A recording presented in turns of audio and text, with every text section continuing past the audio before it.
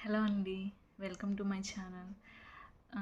ఈ వీడియోలో మేము గోవాకి వెళ్ళినప్పుడు ఎందుకు పోలీసులకి ఫైన్ కట్టాల్సొచ్చింది అన్నది నేను మీతో షేర్ చేసుకోవాలనుకుంటున్నాను. యాక్చువల్‌గా మేము గోవా ట్రిప్ వచ్చేసి 4 డేస్ ప్లాన్ చేసామండి. ఆ 4 డేస్‌లో సెకండ్ డే క్యాసినోకి వెళ్ళాలని ప్లాన్ చేసుకున్నాము. ప్లాన్ చేసుకున్నట్టుగానే సెకండ్ డే మేము క్యాసినోకి వెళ్ళాము. నైట్ 8:00 అలా వెళ్ళాము. రిటర్న్ వచ్చేసరికి మాకు మిడ్‌నైట్ 2:00 అయిందండి.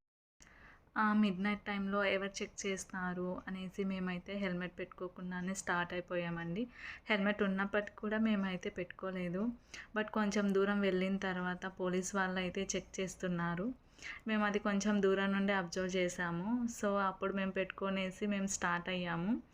అక్కడి దగ్గరికి వెళ్ళిన తర్వాత వాళ్ళైతే మమ్మల్ని స్టాప్ చేశారు. స్టాప్ చేసేసి మీరు మమ్మల్ని చూసి హెల్మెట్ పెట్టుకున్నారు అనేసి మాకైతే ఫైన్ వేశారు. వాళ్ళైతే మాకు 500 ఫైన్ వేశారండి. సో చేసేదేం లేక కట్టాల్సొచ్చింది. నేను మీకు చెప్పేదేంటంటే గోవా మీరు ఎప్పుడైనా వెళ్తే అది డే అయినా నైట్ అయినా హెల్మెట్ అయితే డెఫినెట్‌గా మీరు పెట్టుకోండి. అండ్ ఇంకొకటండి, నో పార్కింగ్‌లో అసలు వెహికల్స్ పార్క్ చేయకండి.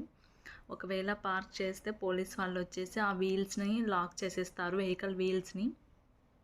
సో తర్వాత చాలా ప్రాబ్లమ్ అవుతుంది. ఎప్పుడు కూడా నో పార్కింగ్ ఉన్న ప్లేస్‌లో పార్క్ అయితే చేయకండి. ఈ విషయాలే అండి నేను మీతో షేర్ చేయాలనుకున్నది. ఈ వీడియో మీకు నచ్చినట్లయితే please like and share and subscribe my channel. Thanks for watching this video.